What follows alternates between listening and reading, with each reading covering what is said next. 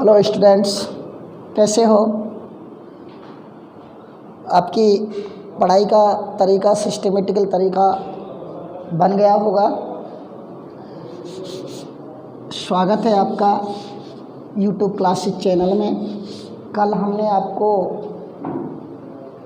Topic बताया था समास। आज हम उसी समास को आगे बढ़ाएंगे। एक एक पार्ट उसका समझाते चलेंगे। हमने मूलभूत रूप में 6 पार्ट समास के कल आपको बता दिए थे और ये भी बताया था कि जो पद हैं वो समास के 2 होते हैं। पहला पद पूर्व पद, दूसरा पद उत्तर पद। और पदों के आधार पर हमने समास आपको 4 बता दिए थे। पहला था अव्ययीभाव, दूसरा था तत्पुरुष, तीसरा था द्वंद्व, चौथा था बहुव्रीहि और तत्पुरुष समास के 2 और भेद हमने कर दिए गए थे। उन आधारों पर हम आज आगे चलते हैं। मैं अलग तरीके से लिख रहा हूँ। सबसे पहले मैं लिख देता हूँ तत्पुरुष समास।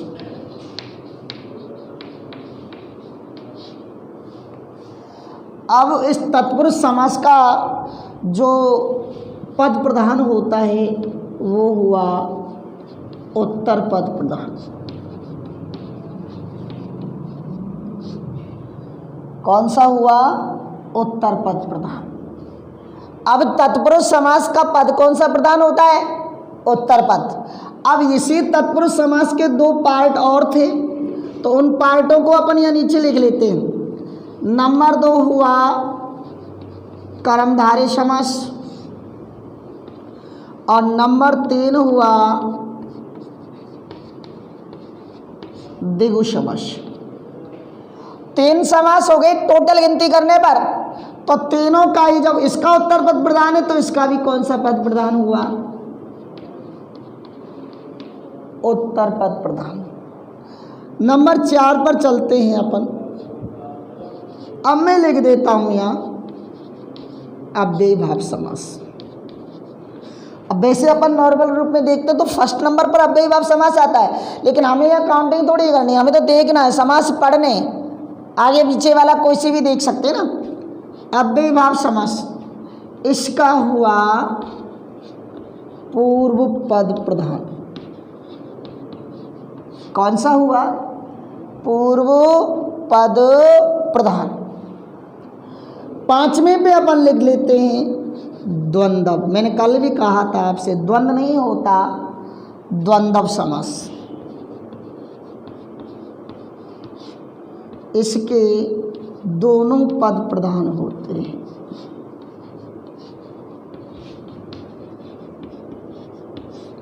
दोनों पद प्रधान होते हैं। और 6वां आप सब जानते हैं बहुव्रीहि समास।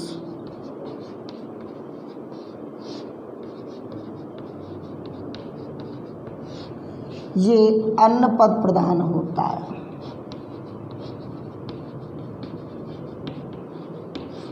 अब अलग अलग प्रकार से प्रश्न बन गए सब कि कितने समास ऐसे हैं जिनका केवल और केवल उत्तर पद प्रधान होता है। तो देख लेगा 1 2 3।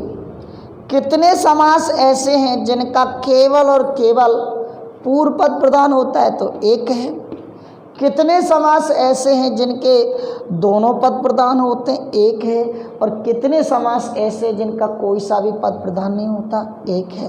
लेकिन प्रश्न ऐसे आ जाए तो कि कितने समास ऐसे हैं जिनका उत्तर पद प्रधान होता है? तो 3 तो ये हुआ।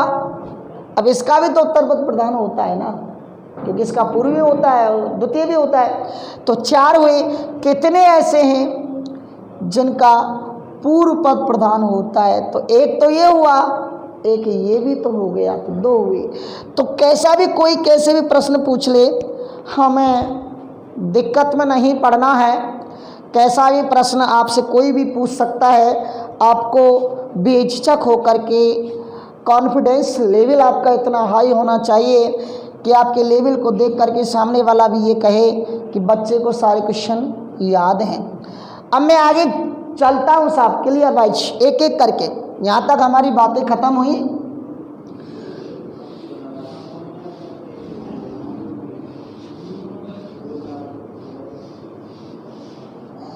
तत्पुरुष समास।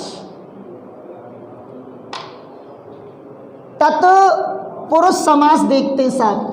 कहते हैं ना कि जब हमने तत्पुरुष समास पढ़ लिया तो आधा समास हम पढ़ चुके। वे समास जिसमें विभक्ति कारक चिन्हों का लोप होता है।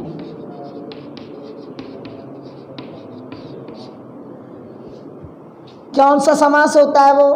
तत्पुरुष समास। अब सबसे पहले हमें कारक भी देखने पड़ेंगे। अगला स्पेशल टॉपिक है कक्षा 10 में, वह अलग से पढ़ाएंगे, लेकिन सबसे पहले थोड़ा बहुत तो देख लेते हैं। अपन यहाँ कारक लिख देता हूँ, यहाँ चिन्ह नहीं होता, चिन्ह होता है। तो सबसे पहले कारक देख लेते हैं। कर्ता, चिन्ह है इसका ने। कर्म को करण से या के द्वारा, संप्रदान के लिए,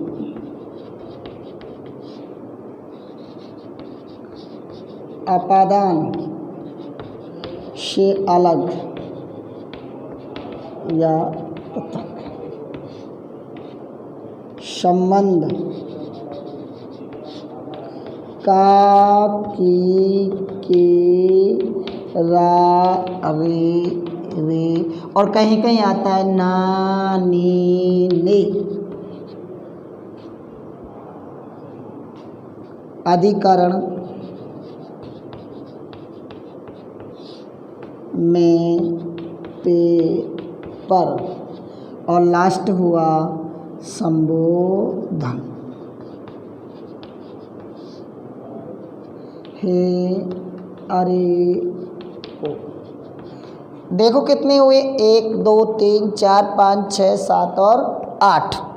ये इनके चिन्ह हैं जिन्हें विभक्ति कारक चिन्ह कहा गया, और इन्हें हिंदी में एक अलग नाम भी दिया गया है दोस्त, परसर्ग। क्या दिया गया है? परसर्ग दिया गया है। तो यहाँ एक अलग प्रश्न बना कि कारक चिन्हों के आधार पर तत्पुरुष समास कितने प्रकार का होता है। तो दोस्तों, ऊपर ले को छोड़ दो, नीचले को तोड़ दो। कौन से बचे? एक हट गया, नीचे का ऊपर का हट गया, 6 बच गए। तो विभक्ति कारक चिन्हों के आधार पर तत्पुरुष समास कितने प्रकार का होता है? 6 प्रकार का। आइए एक एक उदाहरण के माध्यम से इन्हें समझने की कोशिश करते हैं।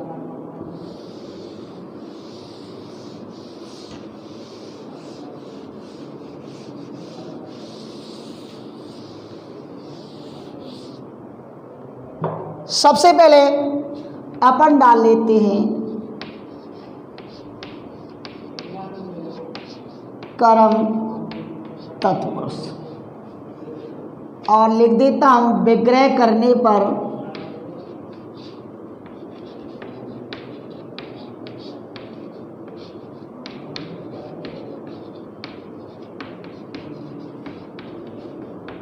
कारक चिन्ह को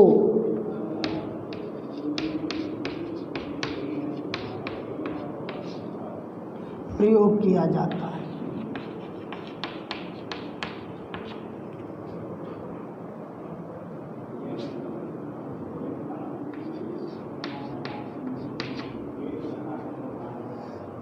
इससे रिलेटिव एक और दूसरा संग भी चलते हैं अपन। दूसरा है करण।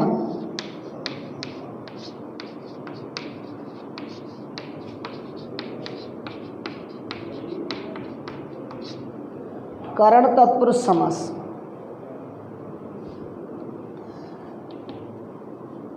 लिख देता हूं विग्रह करने पर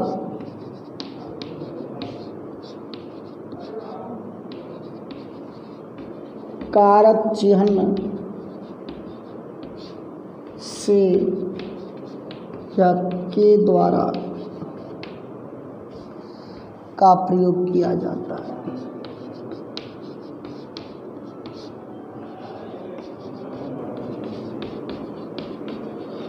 दो कारक चिन्हों के आधार पर दो समास मैंने एक साथ लिख दिए। पहला तो कर्म है, दूसरा करण है। को आ गया तो कर्म है, से या के द्वारा आ गया तो करण है। उदाहरण के माध्यम से देख लेते हैं। मैंने लिख दिया चिड़ी मार, मैंने लिख दिया लकड़ फोड़, मैंने लिख दिया तुलसीदास कृत,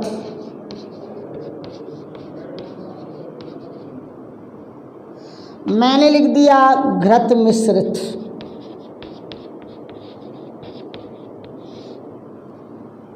अपन जब इनका विग्रह करते हैं तो दो हुए, देख लो दोनों पद हैं सब में, पद तो दो होने चाहिए, देख लो सब। अब इनमें नहीं है कोई चीज तो उस वस्तु का नाम, उस शब्द का नाम है परसर्ग। अब सीधी सट बात है कि विग्रह करने पर हम कारक चिन्हों का क्या कर देते हैं, प्रयोग कर देते हैं। अब इनका प्रयोग करना है हमें विग्रह करने पर। चिड़ी को मारने वाला,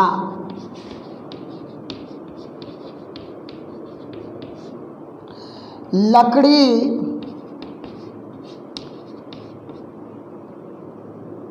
को फोड़ने वाला। अब देखो तुलसीदास के द्वारा कृत, कृत विष लिखी गई, और घी घृत से मिश्रित, घृत मिश्र घी।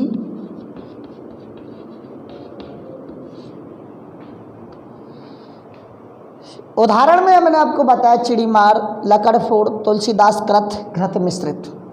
तो जहाँ विग्रह करने पर को आ रहा है वो तो कर्म तत्पुरुष, और जहाँ विग्रह करने पर से या के द्वारा आ रहा है तो वो हुआ करण तत्पुरुष। उतारते चले आप। तीसरे पे अपन चलते हैं।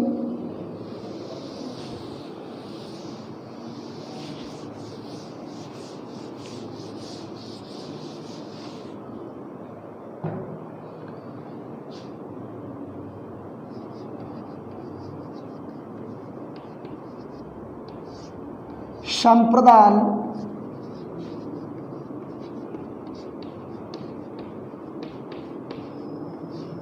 तत्पुरुष समास। वही बात लिखते चले, सेम है। विग्रह करने पर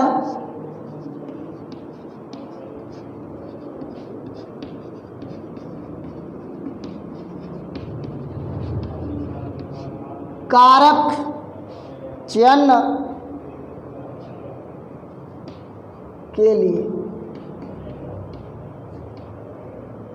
का प्रयोग किया जाता है।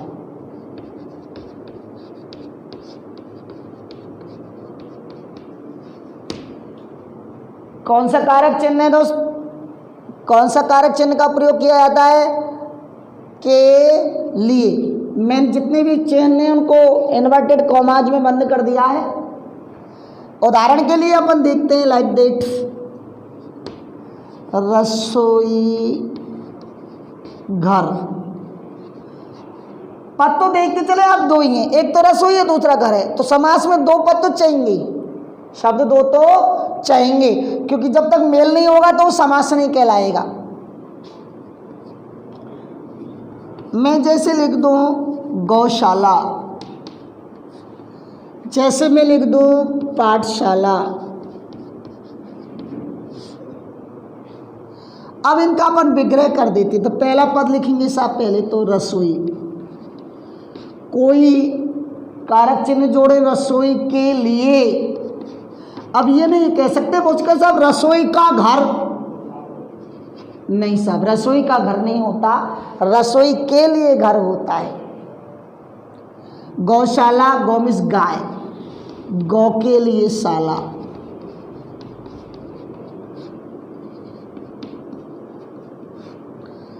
पाठ के लिए शाला।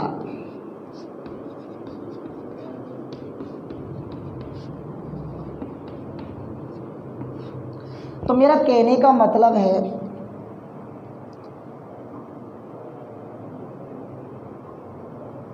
कि जहां कारक चिन्ह के लिए आ जाता है वहाँ संप्रदान तत्पुरुष, जो तत्पुरुष समास का एक भेद है कारक चिन्हों के आधार पर, वो पाया जाता है। अब मैं अगले पर चलेंगे और अगला समास है अपादान तत्पुरुष समास। वही परिभाषा है, विग्रह करने पर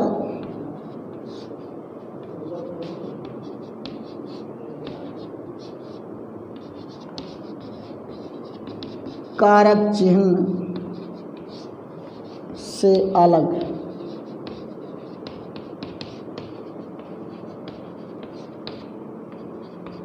का प्रयोग किया जाता है।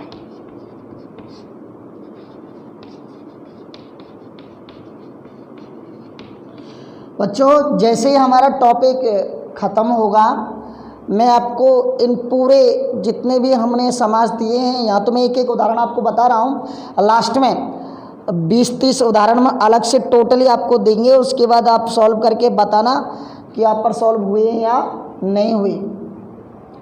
तो विग्रह करने पर कारक चिन्ह से अलग पृथक का प्रयोग किया जाता है। यहाँ तो मैं एक एक दो उदाहरण से आपको समझाने की कोशिश कर रहा हूँ। जैसे हमने लिख दिया पद मुक्त, हमने लिख दिया पदच्युत।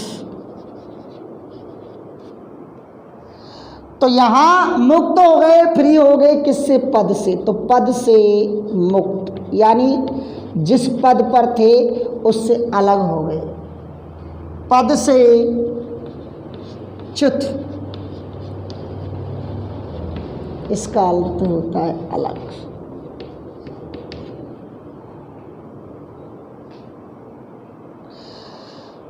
तो पदमुक्त, पदच्युत से अलग होने का भाव जहाँ पाया गया वो समास हमारा तत्पुरुष समास का भेद हुआ।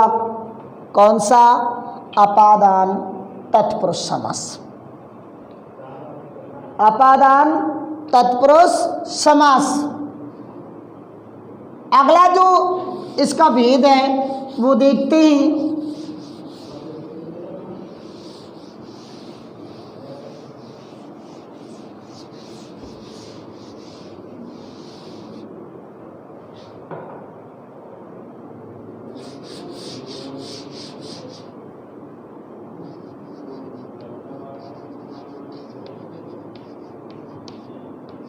अधिकरण,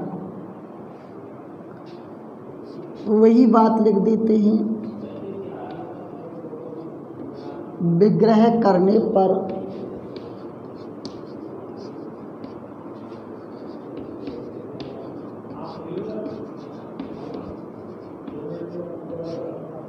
कारक चिन्ह में पर पे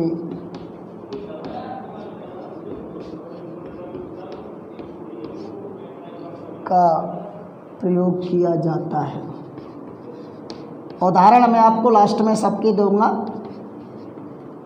2-2, 8, 7 जितने आप उदाहरण चाहेंगे, आप में क्षमता होनी चाहिए कितने कर सकते हो उतना उदाहरण दूंगा। और लास्ट देख लेते इसका संबंध तत्पुरुष।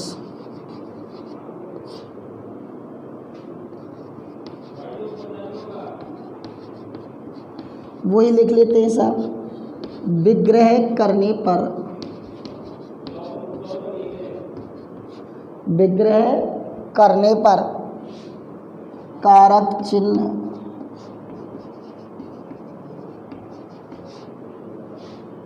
का की का प्रयोग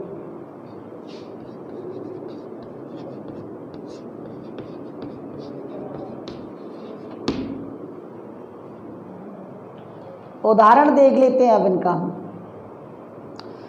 मैं लिख देता हूं, मान लो राजकन्या। मैंने लिख दिया मान लो राज परिवार। मैं लिख देता हूं मान लो राजपुत्र। तो यहाँ हमें तो देख रहा है का की का संबंध जहाँ पाया जाता है। मैं लिख दूँ जैसे राजा की कन्या, राजा का परिवार और राजा का पुत्र। ये छहों प्रकार जो विभक्ति कारक चिन्हों के आधार पर थे, मैंने एक एक करके आपको पूरा का पूरा बताया कि कौन कौन से होते हैं, कारक कितने होते हैं, वो अगले टॉपिक की बात है। विभक्ति कारक चिन्हों के आधार पर तत्पुरुष समास कितने प्रकार के होते हैं? 6। 6 को मैंने एक एक दो दो उदाहरण दे करके आपको समझाया कि विभक्ति कारक चिन्हों के आधार पर तत्पुरुष समास कितने प्रकार के होते हैं। 6 प्रकार के होते हैं। उसके बाद तत्पुरुष समास के 4 और भेद होते हैं जो अपना सिलेबस से थोड़ा बाहर की बात है, जिसमें नन तत्पुरुष है, उलूक है, उपपद है और लुप्त पद तत्पुरुष समास है। नाम तो लिख ही देता हूँ मैं। एक होता है नन तत्पुरुष, एक होता है उलूक या अलूक, एक होता है उपपद और एक होता है लुप्त पद। ये 4 होते हैं जो इन्हें हम या जो हमारे सिलेबस में थोड़ा सा इनका पार्ट दिया कम गया है, लेकिन फिर भी थोड़ा थोड़ा तो मैं इनके बारे में बता ही देता हूँ। पहले पद में यहाँ इनके आगे लगा मिलेगा ए, अन, अन, ने, ना, और इन सब का अर्थ होगा नहीं। कहते ना कि ए अन, अन ने ना लगे वो नन तत्पुरुष बन जाता है। नहीं का अर्थ जहाँ बोध में आता है, जैसे अपन कोई सा भी ले सकते हैं उदाहरण, नालायक, नहीं है लायक। जैसे अपन बोल सकते हैं अव्यय, जैसे बोल सकते हैं अनावश्यक। ये सारी चीज़ें आपको पढ़ने को मिलेंगी। अब उलूक है, उपपद है, कुछ तो समास ऐसे भी पाए जाएंगे जिसमें पूर्व पद भी है, उत्तर पद भी है, फिर भी अन्य शब्दों की आवश्यकता पड़ती है। जैसे शब्द आता है रेलगाड़ी, अब बहुत से तो लिख देते हैं रेल की है जो गाड़ी। बच्चों रेल का अर्थ रेल नहीं है, रेल का अर्थ है पटरी, पटरी पर चलने वाली है जो गाड़ी।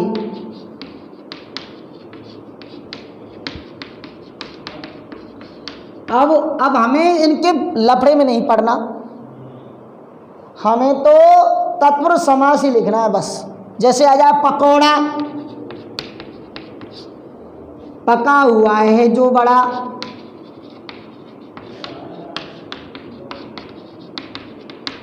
मान लो एक ऐसा शब्द आ जाए दही बड़ा, तो दही में डूबा हुआ है जो बड़ा।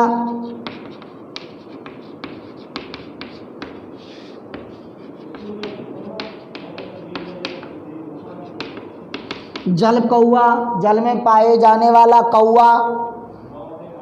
पवन चक्की, पवन के द्वारा चलने वाली है जो चक्की। तो सेम उदाहरण अभी आएंगे।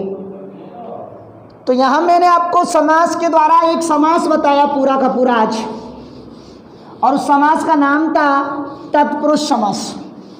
मैं उस समास के बारे में क्या है, कैसे हैं, कौन कौन से इसके उदाहरण हैं, वो सारी चीज़ आपको बताई। कोशिश की आपको बहुत अच्छे प्रकार से समझाने की। आपने अच्छी प्रकार से इनका मनन करें और नोट करें, और जो भी चीज़ समझ में नहीं आए बताएं। अगली क्लास में हम इससे अगला जो समास 2 या 3 समास एक दिन में लाने की कोशिश करेंगे। कम से कम समय में ज़्यादा से ज़्यादा बताने की कोशिश करूँगा। पहले से उदाहरण मैं आपको लिख करके बोर्ड पर रखा करूँगा ताकि कम समय में ज़्यादा से ज़्यादा उदाहरण आपको दिया जा सके। अगली क्लास जैसे ही आएगी सबसे पहले मैं उन शब्दों का निराकरण करने की कोशिश करूँगा जो कठिन हैं, जो आपकी समस्या कमेंट्स में आएंगी उनको मैं बताने की कोशिश करूँगा।